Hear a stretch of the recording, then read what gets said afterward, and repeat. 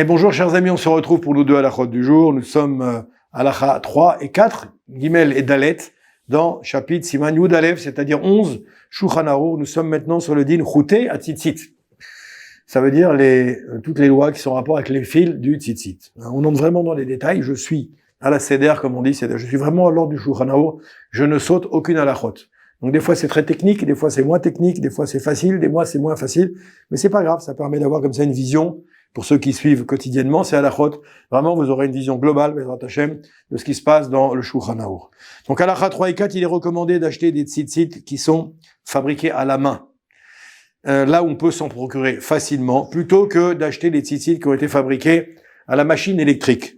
On peut fabriquer les tzitzit de deux manières aujourd'hui, de manière un petit peu industrielle ou de manière artisanale à la main. On nous dit il est préférable tout de suite donc d'acheter des machines, donc des tzitzit, excusez-moi, qui ont été fabriqués à la main. Ok, ça c'est la première halakha. La deuxième halakha nous dit il faut que ce soit de préférence une personne qui a déjà fait la bar mitzvah au niveau des hommes, qui soit au-delà de la bar mitzvah, donc et pas un mineur au niveau de l'âge donc du Shulchan Aruch, de la Torah.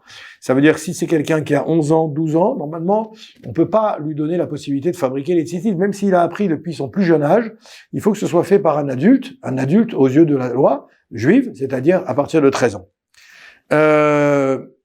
On peut permettre maintenant a posteriori, si on n'a pas le choix, on est dans un endroit ou dans un pays ou dans une période ou dans une époque où il n'y a pas de connaisseurs pour fabriquer des filles des tzitzit, et on a par contre des enfants qui ont été formés comme il faut, et on a besoin de main d'œuvre, on peut donner a posteriori, qu'on appelle en hébreu bidi avad, on peut permettre des fils filés par un mineur, ou bien alors quelqu'un qui a un handicap, par exemple quelqu'un qui n'entend pas, quelqu'un qui a un problème psychologique, d'accord? Si à partir du moment où il y a au moins un Yehudi adulte, c'est-à-dire au-delà de 13 ans, et quelqu'un qui n'a pas d'handicap, qui est a posteriori, qui est à côté d'eux, excusez-moi, et qui dira l'Echem mitzvat tzitzit, de faire la mitzvah comme on l'expliquait déjà de manière lishma.